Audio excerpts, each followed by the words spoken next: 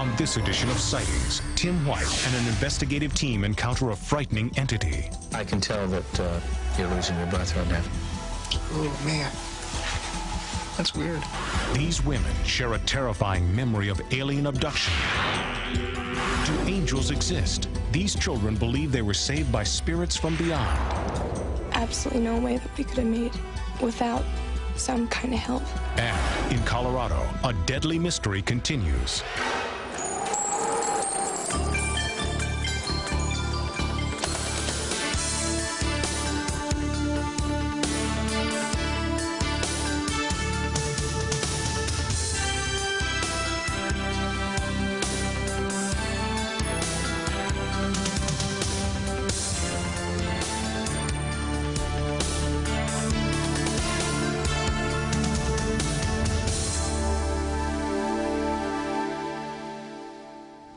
Welcome to Sightings. I'm Tim White. Recently, we brought you the story of a Midwestern family that's been plagued by bizarre haunting activity. Well, from our initial investigation, the videotape that our Sightings crew brought back was unlike anything we'd ever seen before. We brought in renowned ghost investigator Al Rober to join our team, and along with the crew, Al and I went to meet the family. Hi, how are you? The family wishes to remain anonymous. We're using pseudonyms here and concealing the father's identity. How are the scratches that you had that we saw before, are they healing? Well, this is said here scarred. The ones on my stomach are healing up pretty good. Just 2 weeks before, these bleeding welts materialized on camera during our first Sightings investigation. The tape of that event was analyzed by Carrie Gaynor, world-renowned parapsychologist who was lead investigator on both the entity and poltergeist cases. He asked to view the images of this bizarre event side by side. On the right, a frame of video with a long bleeding welt. On the left, an image taken 8 minutes earlier when our camera first began to roll. There's no welt visible. The exciting thing for me as a researcher is that the camera didn't pull away. It was there the whole time, and that severely reduces the possibility of any kind of hoax. Most of the cases we come across are playful, mischievous, bizarre, weird, and a lot of them have just normal, natural explanations. This case that involves scratch marks, this seems a little more frightening and something that we should be a little more cautious about in terms of studying the phenomena. The phenomena in this house, according to the family who lives here, are caused by Sally, the spirit of a 7-year-old child. They believe it's Sally who causes paranormal activity, like lights flickering on and off mysteriously, as seen in this home video. Sally. Yeah, on the left side. Family photos have turned up with unusual blurring and discoloration, confounding our photo experts. During our initial investigation, paranormal researcher Howard Heim felt and recorded strange sensations of cold and electromagnetism. Actually feel like a small circumference about 4 inches in diameter coming straight down. Sightings camera operator Phil Lapkin was startled when an intense charge of static electricity began swirling around him. Our audio equipment was able to record a snapping sound along the floor and around his legs. On our return to the house, we asked ghost investigator Al Rober to gather additional hard data at the site. His equipment can monitor electromagnetic energy and minute temperature fluctuations. He photographed and examined items that were supposedly touched and, in some cases, burned by the entity. There's a chemical that's built on this. Tim? Yeah. I would assume from that, Greg, that you are feeling, well, something. Air conditioner's off. I feel it blowing right through here. Do you? Well, a little bit. I'm going to move over here and see if I can feel the same thing, though.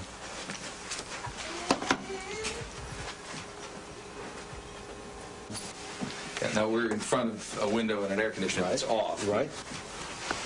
All right, I definitely can feel a sense of some air moving there. Yeah.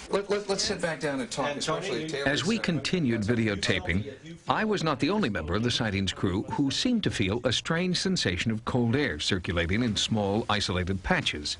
It happened again and again. Oh, man. That's weird. It's right, yeah, right here. Ooh, And boy. the hair on your arms is standing up. Right here. I can see the hair over in this area here. Ooh, Just right here. Down behind you, too. In and of itself, the sensation of cold and static electricity was intriguing, but not proof of the existence of Sally. However, the sensations some were feeling more strongly than others were usually followed by physical harm to Jeff.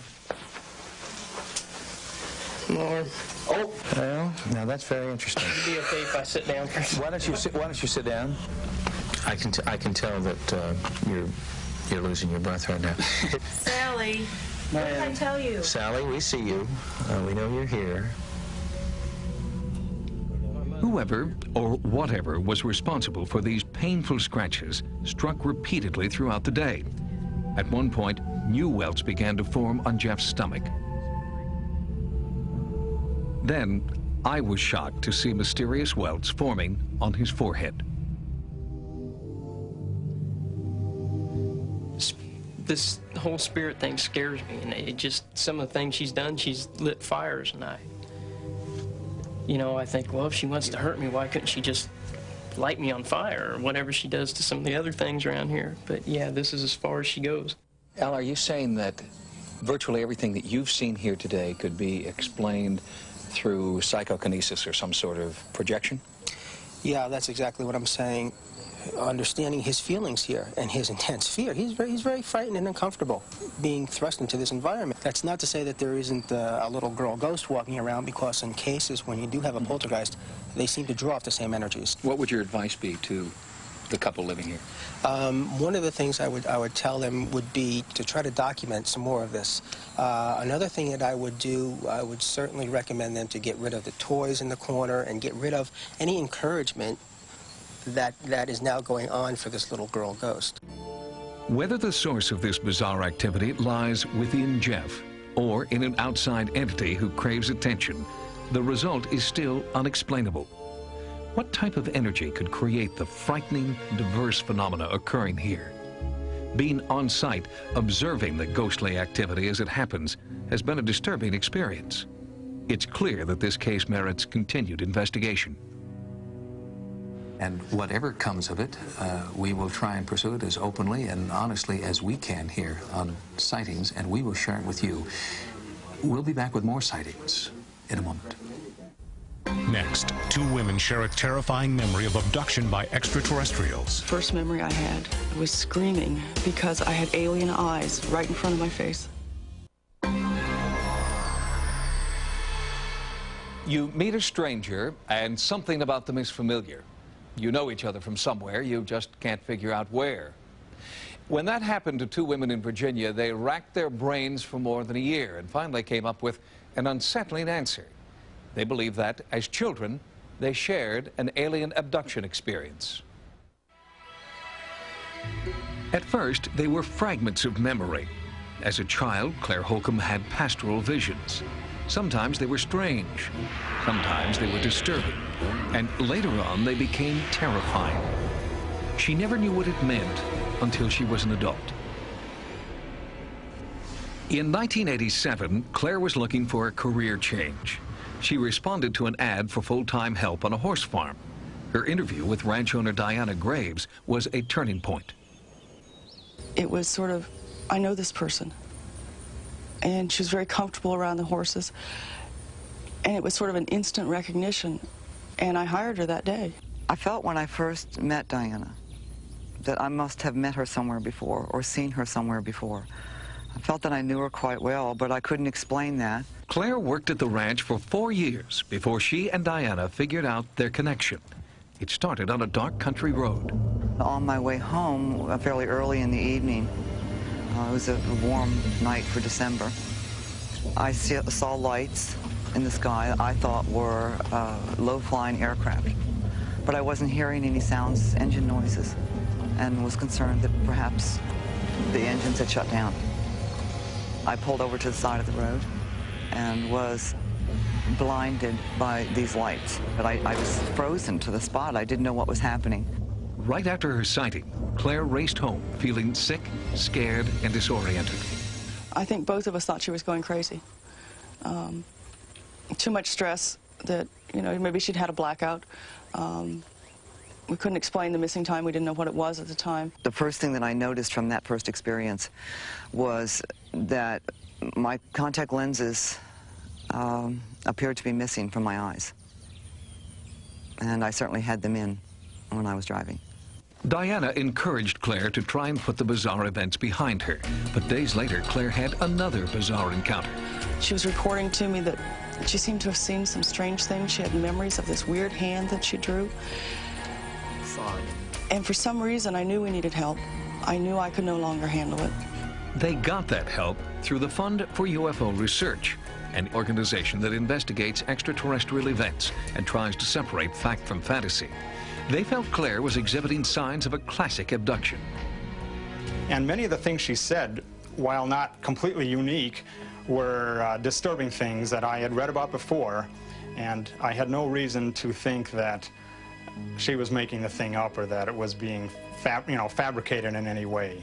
It was startling to us that anybody could possibly have experienced these things, and we've never heard about it. The abduction syndrome is essentially this pattern that you do get from collecting data from a large number of people, and it has all of these common features, the fundamental one being missing time. Then there are others, the markings, the very strange medical problems that they often develop. Along with Claire's health problems, Diana noticed that her employee was also seeing some health benefits. Claire's eyesight dramatically improved after her first abduction. Strangely, Diana's health started following the same course. My eyes had improved dramatically, and I could think of no other rational explanation why my eyesight was also improving, unless I too was being abducted. Diana wanted to know more and chose hypnotherapy as a way to retrieve her abduction memories. Her first session was traumatic. And sure enough, the first memory I had was screaming because I had alien eyes right in front of my face, and I couldn't get away from them. What are they doing to you? What are they doing to you? Doing something to my head. You're okay. The way the events occur, I'm very convinced that she has experienced something, and what seems to be happening seems to be really, truly happening to her. She has the marks on her body. Under hypnosis, Claire was also recalling vivid memories of torture, experimentation, and forced reproduction. We'd had some severe ice storms. It'd been bitter cold. As is often the case, I was abducted from my bedroom. I had a nightgown on with no shoes. Naturally, I didn't sleep in my shoes. And when I was brought back, they made a mistake, which they sometimes do. And instead of putting me back in the house, they left me outside. When I thought I was going to die, the aliens came back, picked me up, and put me back in the house, in my bedroom. But the next morning, all the skin on the bottom of my feet had been burned off from sticking to the ice. My conscious memory abductions are very fragmentary. I'll have a little bit of a memory of actually seeing a gray standing beside my bed at night, or being poked in the back. I'll have a memory of seeing either a blue or an orange light fill my room. The women could not escape the relentless fear that accompanied their abduction experiences. They sought help from world-renowned abduction expert Bud Hopkins. They were extremely impressive, articulate, obviously filled with a lot of emotion about their experiences. There was a lot of anger, a lot of fear, and I was just extremely impressed with them.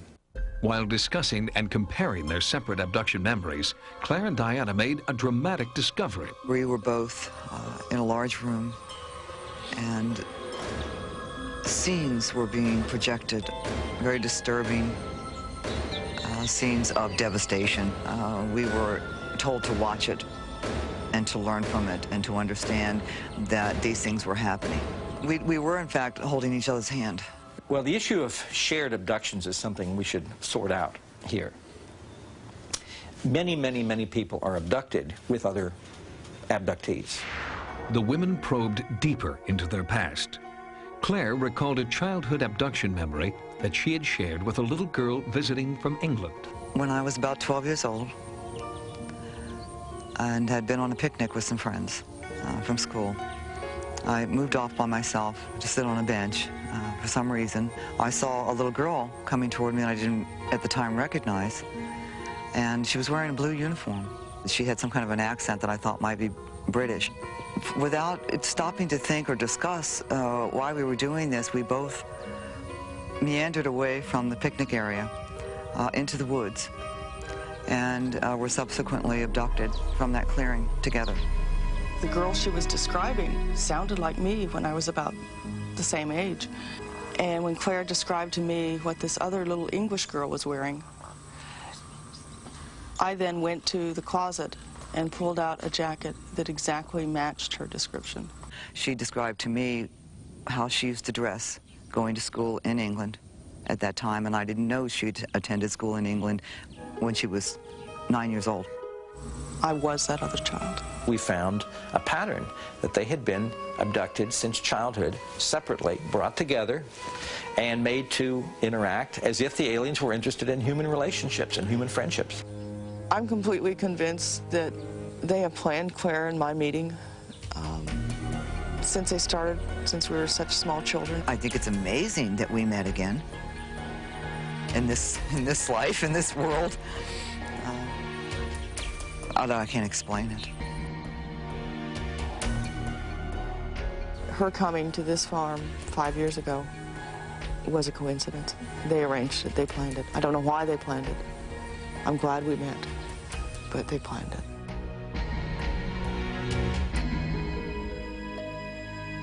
The issue of alien abduction has come under fire lately from mental health professionals who believe abductees are being manipulated through directed therapy and hypnosis. But the number of people who claim an abduction experience is growing, and they're not all going to the same therapists. National statistics indicate that as many as 2 million Americans may have had experiences consistent with an alien abduction. Coming up next, documenting a rare encounter with UFOs. And later, angels rescue children from the clutches of a madman.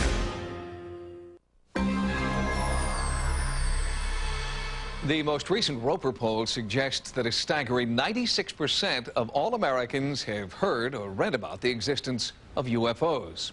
And as our awareness grows, so do reported sightings. Many viewers have written to ask what they should do in the event of a UFO sighting. For the answer, we went right to the experts. The number of UFO sightings has grown dramatically in the past 50 years, and so has the number of people actively searching the skies. Every night, thousands of people turn their attention to the heavens, hoping for a glimpse of what might be a UFO. Unfortunately, most of these sightings are just wishful thinking.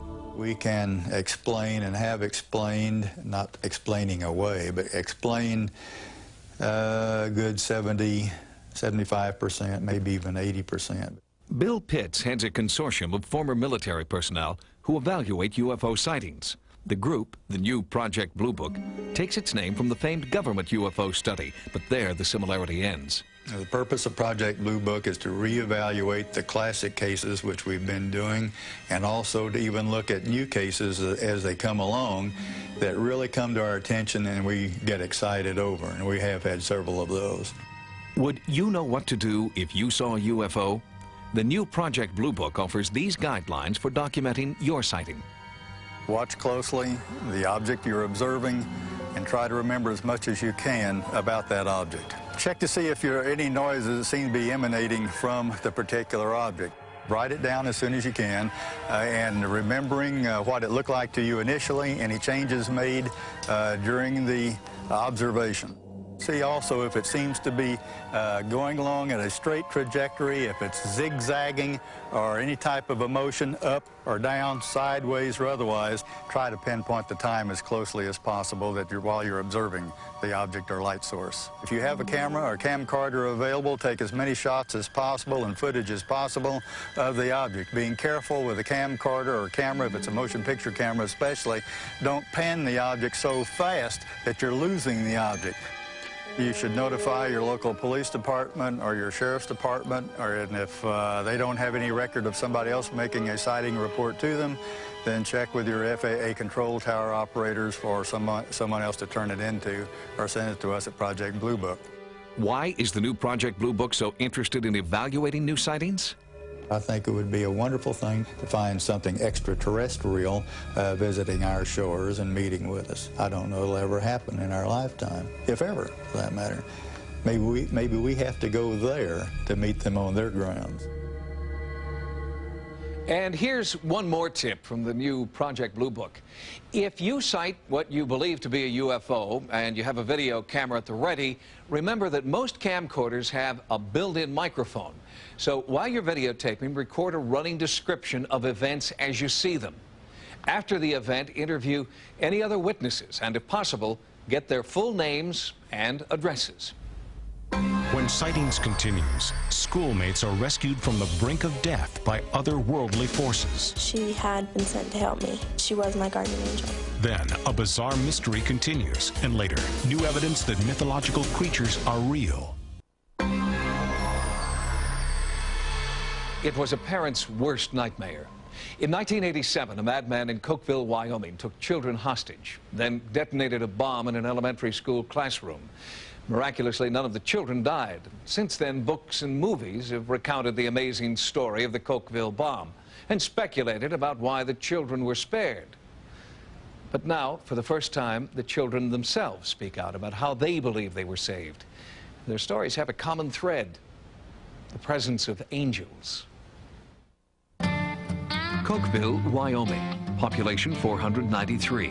They say it's like no place on earth, and that was never more true than on the day local children believe angels came to school. It started here around 11 a.m. when David and Doris Young, armed with guns and a bomb, took the entire school hostage. I said to them, "Is there something I could do to help you, sir?" And he said, "Yes, ma'am, there certainly is. This is a revolution. Your school's being taken hostage. Consider yourself a hostage." If you'd looked in David Young's eyes, you knew it was no joke. I've never, ever looked in anyone's eyes that were so cold and so emotionless. I mean, there was like this big void. There was nothing there. David Young was a walking arsenal. In addition to automatic rifles, his body was wired to a bomb that could be detonated with a wave of his hand. He said the bomb was capable of blowing up the entire building. He said it will level this whole building and everyone in it. The hardest part of the whole thing was that I started out in this thing alone, and I couldn't warn anyone.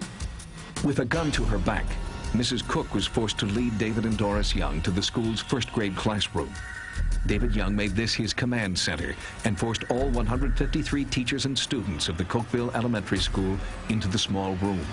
He then demanded a $2 million ransom for each hostage.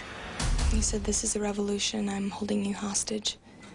And one of the girls in my class just went hysterical.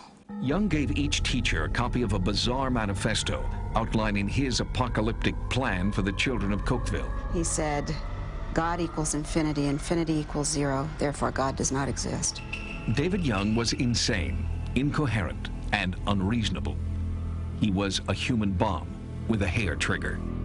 The ultimate plan was he was going to, after he got the money, blow the building, the children, the adults, himself and his wife, everything. He was going to blow it all up and take us to this place that he referred to as the Brave New World. While the local police, sheriffs, and the FBI were outside, inside the sense of panic was escalating. We had children sick to their stomach, crying, you know, and asking their teachers, "Why can't we go home? I want to go home." Young grew more agitated. He taped off an area in the middle of the room where only he and Doris could sit. If anyone else stepped inside his square, he said he would detonate the bomb. Strangely, with the Youngs inside the square, the children felt safer. It was just like this total peace and this comforting feeling just touched everybody. It was just a feeling just to be relaxed and not to worry that you'll make it through it. I guess you could explain it as peace. Always, you know, that nothing could happen to us. The peace was fleeting. Without warning, the bomb went off. The room was almost instantaneous black.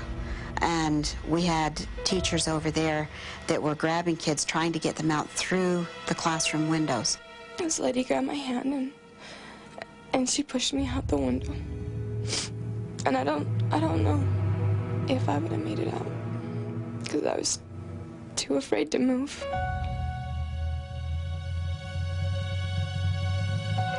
That was the most frightening experience. Not knowing how many left, if any, of my classmates. Miraculously, the only two people who died that day were David and Doris Young. Everyone outside the so-called Magic Square survived. And I heard Mr. Moore and a whole bunch of people would start yelling, you know, we're all here, we all counted, we're all here. And that's when everybody in the town just started yelling, you know, that everybody was there. And it was a great moment. Even though we were sad, kids were burned, kids were hurt, we were very happy we were all alive. And I could see my youngest daughter, Katie, sitting on the ground. I went to her and I embraced her, and she, at that point, stood and told me, Mommy, the angel saved us. In the chaos and everything that was happening, I think that maybe I didn't take her literally. Katie wasn't the only child who talked about angels in the classroom. As the town struggled to recover from their shared trauma, other children began quietly admitting that they'd been helped by angels too. I just kind of looked up and I saw this woman, and she told me that to listen to my brother and everything would be okay. And I looked up again and she wasn't there anymore. And then my brother came over and he told me to stay by the window and everything would be okay. And he walked back across the room, and that's when the bomb went off. A few weeks later, Katie saw the face of her angel again. She gazed out at Katie from her mother's locket. My mother had passed away when I was 15 and a half years old. And I had very few pictures of her. As soon as I opened the locket, she became so excited, and she looked at this woman in this locket and said, that's who she is. That's the woman that helped me.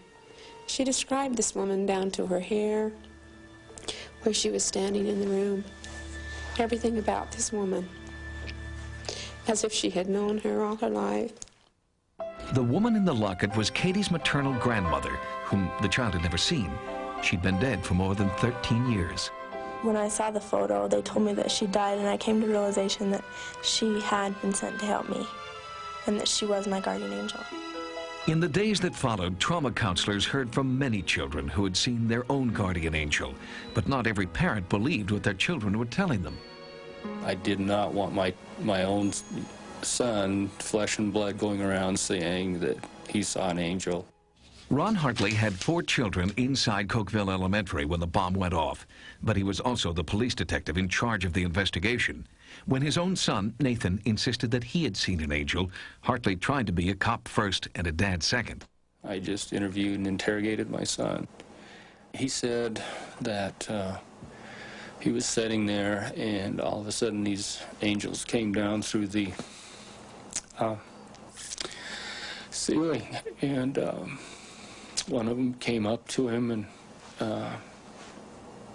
just basically said, Nathan, I'm your great-grandmother, and what David and Doris are doing is wrong.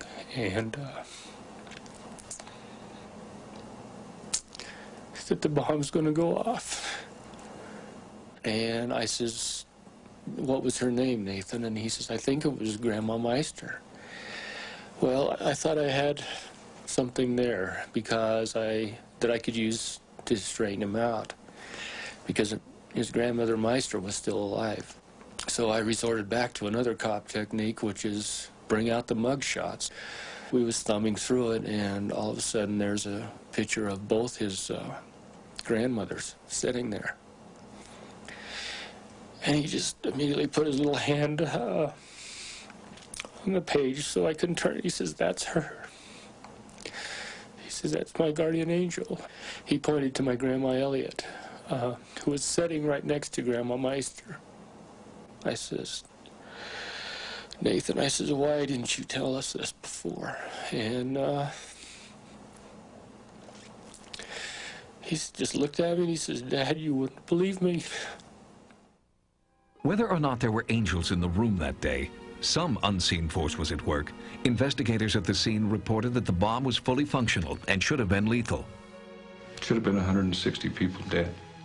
Bomb technician Richard Haskell says the bomb should have been much more destructive. From where this window is down here to the north, everything on this side should have been gone. This wall should have been just literally laying down on the grass. All the bricks and everything, it shouldn't even have been here. It should have been gone. In the aftermath, police videotaped the bombed-out classroom.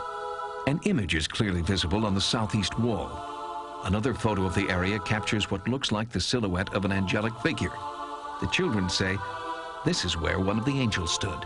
That was a sign showing us, you know, that yes, this was a miracle. Be grateful. I think there probably were angels in the room when the bomb went off. And so, like, the image was just impacted on the wall. There was an angel for everybody watching over him that day.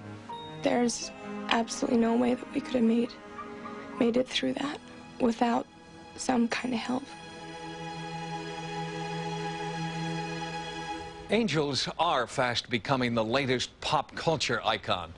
But you won't find angel T-shirts and coffee mugs for sale in Cokeville. For the people of Cokeville, including children, parents, even the police, their angelic encounter has been a profound experience that's deeply personal and can never be trivialized. Next, are these bizarre deaths the result of alien experimentation or biotech warfare? I'm still scared as to what can happen in the future.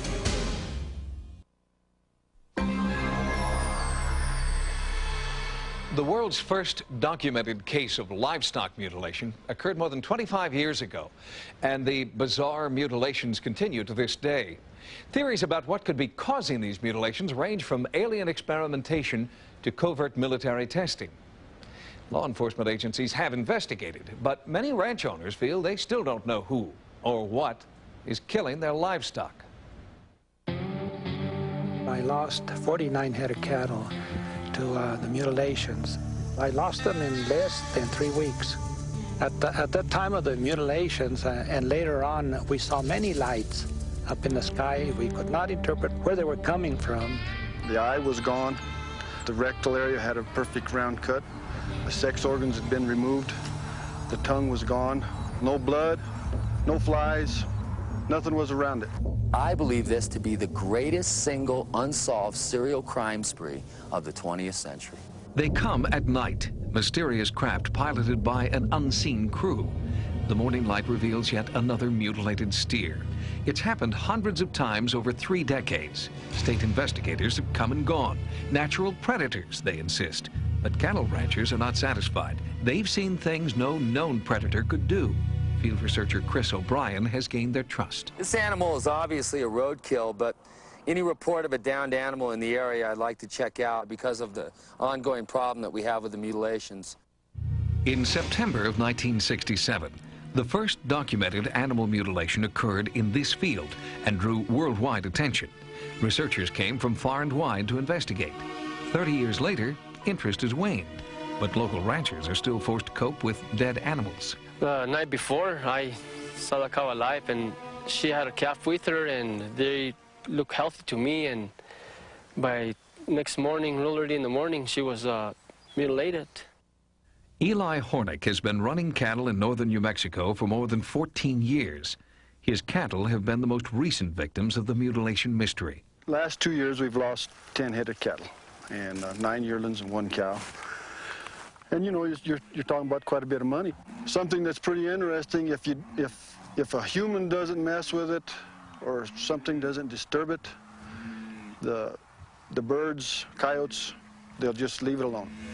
Hornick's cattle showed the classic signs of mutilation: precise incisions, a conspicuous lack of blood, and no physical evidence of a predator, man or animal, at the crime scene. There's never any tracks, never any blood. It's a real clean deal. Normally, when you arrive at an animal mutilation site, you'll find basically that there's no evidence whatsoever. There's no blood at all. There's no tracks, no cigarette butts. All the evidence indicates that the animals are being dropped from the air. So it seems to most researchers that the animals are being taken somewhere else, being experimented on, and then being dropped back where they were found. Livestock Inspector Jerry Valerio has investigated the mutilations, and they fit the pattern he's seen in dozens of other cases. The incisions are done real precise. Every incision that we've dealt with has been almost identical to every animal that has been mutilated. Most of these cattle mutilations features perfectly circular cuts that have indication of high heat that has been used to make the cuts. Despite the consistent pattern of bloodless surgical incisions, state and federal authorities insist predators like coyotes and foxes are responsible. For them, case closed. I've seen a lot of animals that have been torn up by coyotes and other predators, birds mostly. And these incisions were just like a doctor would do in the hospital. When you see an animal of this nature that's been mutilated, it's clean, no blood, it's not done by predators. Dr. John Altschuler is a pathologist who studied tissue samples from hundreds of cattle mutilations over the past 5 years. A predator, even with the accuracy of gnawing and biting, would have jagged borders. The fact that the tissue at the incisional areas is very firm and very hard and looks burned. And the microscopic evidence clearly indicates that heat has been applied, and predators, to my knowledge, cannot do that. What could create these burnt-edged incisions is a highly sophisticated portable laser. Lasers have the ability to actually cauterize the wound, stop the bleeding as you're cutting. But no portable laser is powerful enough to cut and cauterize masses of livestock tissue. At Kirtland Air Force Base, Colonel Michael Prairie demonstrates the world's most precise portable laser. Going through a 1/4 inch of flesh, you'd have to take several passes, maybe 5 or 10 passes to get through. The precision of the cut is limited to the precision of the operator. If you needed to make a circular cut with very tight tolerances, you'd have to find some other way, some kind of mechanical system to make such a cut. If our government doesn't have laser technology capable of these mutilations, who or what does? The causes behind these mutilations is absolutely unknown. I believe that there's multiple groups involved in this for various reasons. The tissue that is being excised from these animals is the fastest regenerating tissue in the bodies and have residual elements of their environment in them. Anonymous groups with advanced technology mutilating livestock? Sounds impossible, but consider this new theory. Biotech companies are fighting a super-secret war to be the first to find an artificial substitute for human blood. A lot of them are using the hemoglobin in cattle blood as their base. The first company to develop this artificial blood could have a $10 billion market all to themselves. The stakes are high, and they don't want the competition to know what they're doing. Whenever these mutilations occur, there was always a sighting of helicopters around the area. In a lot of cases, strange lights have been seen around mutilation sites, and most often, helicopters are seen in and around mutilation sites. It's like someone is monitoring these areas where these animal deaths are occurring. People ask me, why are they leaving these carcasses lying around these pastures? I think these carcasses are taken and then returned is somehow to instill fear in the rancher. I am over my anger, but I'm still very confused, and I'm still scared as to what can happen in the future. There's somebody somewhere that knows what's doing this. You know, we need to get it out in the open and try to get it stopped. Until we get people to report these cases and get the help of state and federal law enforcement officials, we're spinning our wheels. There are no answers. There's just thousands of questions and thousands of dead animals. Since our report, rancher Eli Hornick has discovered yet another mutilated steer on his property. Like the livestock in our report, this animal appears to have died from laser-precise incisions and an enormous loss of blood. Next, a rare discovery leads experts to believe that monsters exist. There may be far more species on the planet than we thought previously. The search for ancient creatures. Until recently, most biologists thought science had discovered all the big, obvious animals with warm blood and fur. They contend, therefore, that Bigfoot and Yeti must be simply mythological creatures. But last spring, biologists on a field trip along the Vietnam-Laos border proved their colleagues wrong. They found not one, but 3 new species of mammal.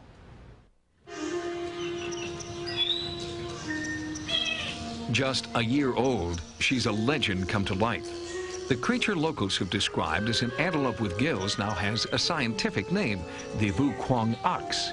In the same region, biologists found the remains of 2 additional new species. The giant muntjac is a saber-toothed deer, and the slow-running deer is a creature who should have been as easy to catch up with as the name implies. This is in North Vietnam, in the very mountainous region. Very few people have been in the region to begin with. It's an extremely rich area. And one of the things that intrigued me was the suggestion that all these new creatures are very ancient. The mammals found in Southeast Asia are not the only ancient creatures to resurface after their supposed extinction. The coelacanth is a sort of fish that was discovered off the coast of South Africa. And that is a fish that belongs to a group of fish which was thought to have become extinct about 80 million years ago.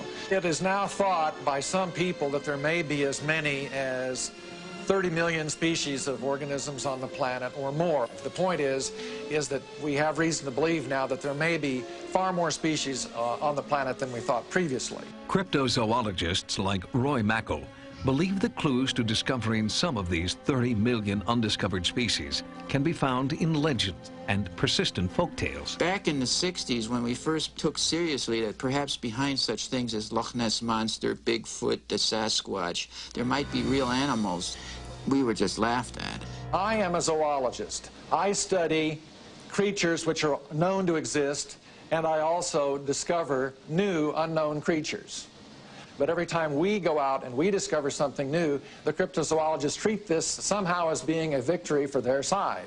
But the new kinds of animals that turn up are turned up by people like me. But cryptozoologists feel there's a kind of conceit in a mainstream scientific community that won't acknowledge the thousands of fantastic sightings reported by laymen every year. Is it possible that among the millions of undiscovered species, we may find dinosaurs and the humanoid primate legend has named Sasquatch and Yeti? There have been mainstream zoologists who have said that no more large quadrupeds, that is, 4-legged animals, are going to be discovered. And they've been proved wrong over and over again. That's the great thing about Vu Quang. He is, again, an area in one of the most densely populated nations on Earth, in a small area, and yet these things are unknown to science until just recently. So there is a fair amount of territory left on Earth where scientists really haven't exhaustively explored the area. And I do expect a lot will be found. The newly discovered mammals have been part of Vietnamese and Laotian mythology for centuries. It wasn't until they were captured and identified by biologists, however, that they officially existed. Some cryptozoologists contend the same will be true for centuries of reported Bigfoot and Yeti sightings. They believe it's only a matter of time until these creatures are found to exist officially. If you've had a paranormal experience, call the Sightings Hotline at 1-900-933-SIGHT. That's 1-900-933-7444. Each call 65 cents a minute. Average call lasts 3 minutes. Sightings is also online. Our email address is sightings@aol.com. On the next edition of Sightings, the military has a new secret weapon. Was this technology recovered from an alien spacecraft? I can't say for sure what we saw was of this Earth. Then, this woman knows what your pet is thinking. We could sing, we could talk. This is Mama's Peaches. And a psychic detective's vision of murder. I just need to touch something that was on the victim. I touch it and I can become them. That's next time. Until then, remember, no mystery is closed to an open mind. For Sightings, I'm Tim White.